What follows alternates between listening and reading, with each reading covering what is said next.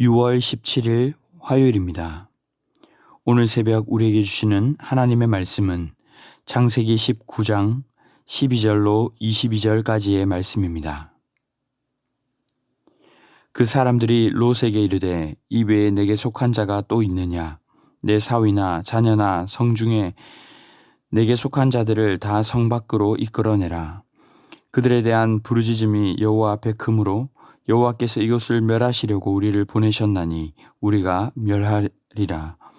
롯이 나가서 그 딸들과 결혼할 사위들에게 말하여 이르기를 여호와께서 이 성을 멸하실 터이니 너희는 일어나 이곳에서 떠나라 하되 그의 사위들은 농담으로 여겼더라.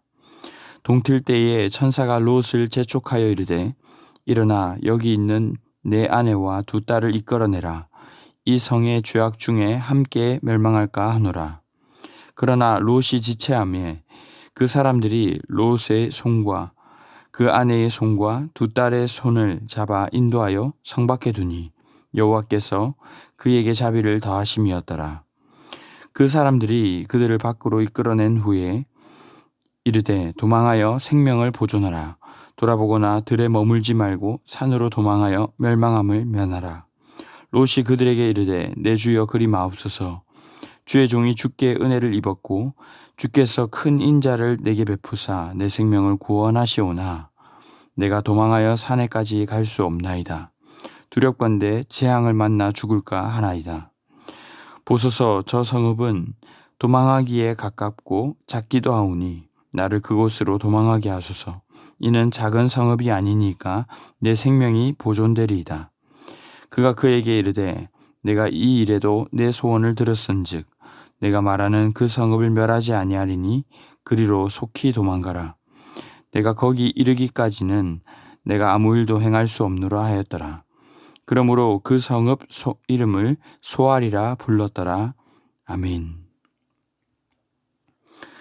지난 본문에서 하나님은 두 천사를 소돔에 보내셨습니다. 마침 롯이 성문에 있다가 부지 중에 찾아온 천사를 만나고는 극진히 대접을 했죠.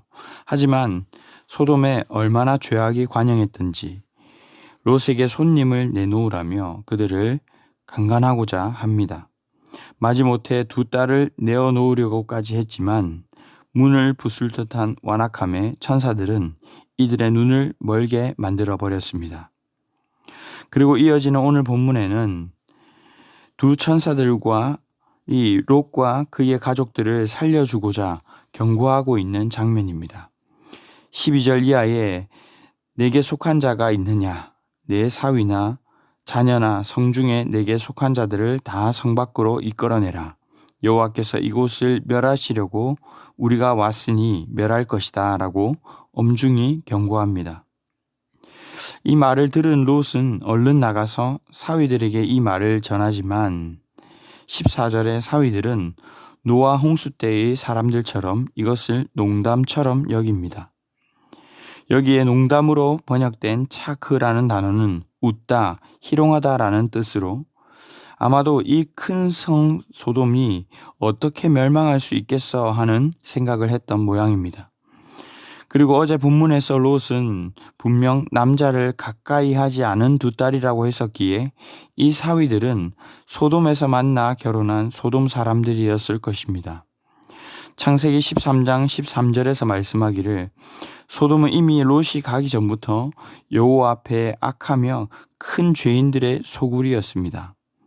물론 이들의 입장에서는 허무맹랑한 소리처럼 들렸겠지만 죄악에 빠져 있으면 말씀이 들리지 않는다는 것입니다.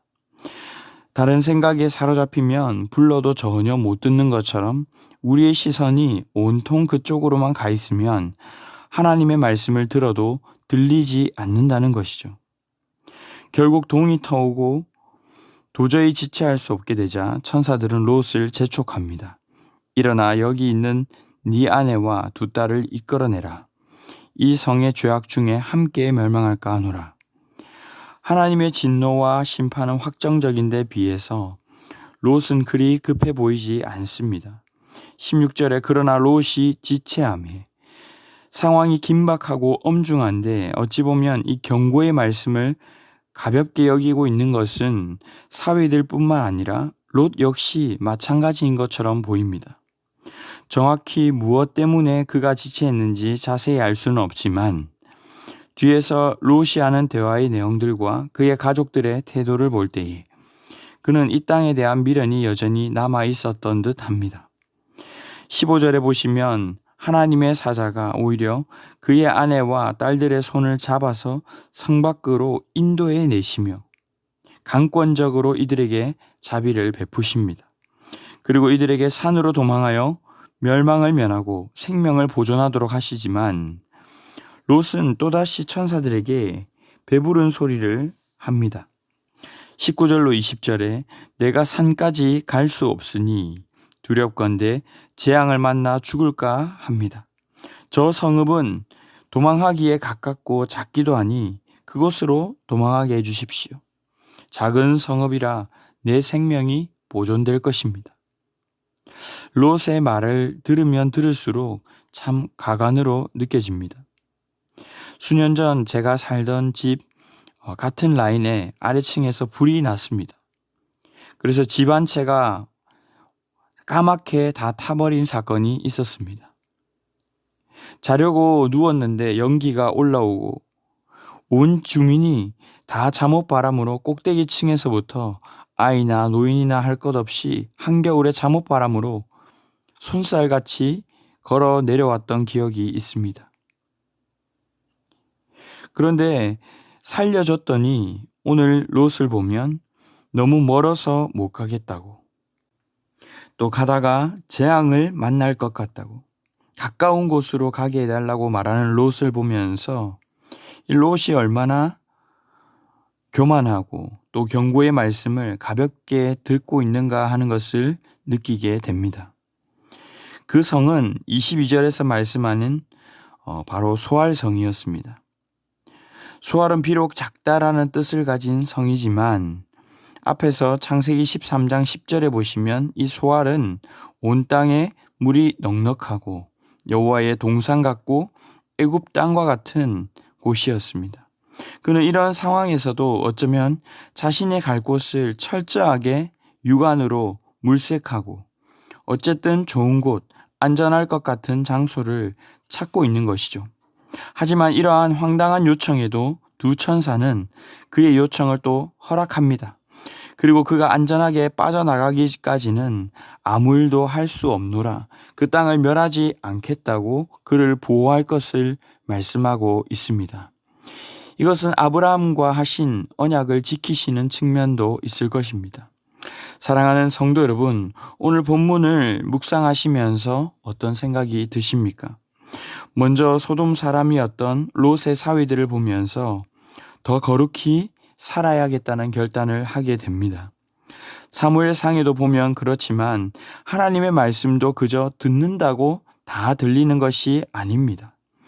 거룩히 살아가고 하나님을 경외하는 자에게 주님은 말씀하시고, 특히 오늘처럼 중요한 경고의 말씀일 때도 주여 말씀하시옵소서, 주의 종이 듣겠나이다, 순종하겠습니다 라는 자세로 나아갈 때에 우리는 비로소 그분의 음성을 듣게 되는 것이죠. 사실 죄악 속에 빠져 살아가게 되면 하나님의 말씀도 가볍게 웃어넘기는 우를 범할 수 있다는 사실을 오늘 말씀은 우리에게 말씀하고 있습니다. 우리는 이 사실을 기억하며 언제나 말씀을, 주님을 경외하는 자세로 살아갈 수 있기를 바랍니다. 또한 두 번째로 오늘 롯을 보면서 깨닫는 것은 롯이 먼저 하나님을 온전히 경외하고 있지 않기 때문에 그의 경고에는 힘이 없음을 보게 됩니다. 천사를 통해 하나님께서 자비를 베푸심에도 불구하고 여전히 그 은혜를 은혜로 받지 못하고 끝까지 내 생각, 끝까지 내 살 길만 찾으려 하는 할 때 그의 사위들도 잃게 되고, 내일 살펴보시겠지만 아내마저 경고의 말씀에서 떠나 잃게 되는 것을 보게 됩니다.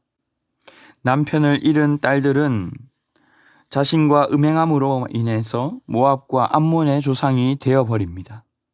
우리가 영권 있는 삶을 살아가고 복음을 증거하기 위해서는 우리 자신이 먼저 주님을 경외함으로 주님의 말씀에 순종하며 살아가야 합니다. 오늘 19절의 롯의 대화를 보면 은혜를 입었고 생명을 구원하였사오나 그러나 말은 은혜라고 하지만 자꾸만 무엇이 이래서 못 가겠으니 무엇을 달라는 것입니다.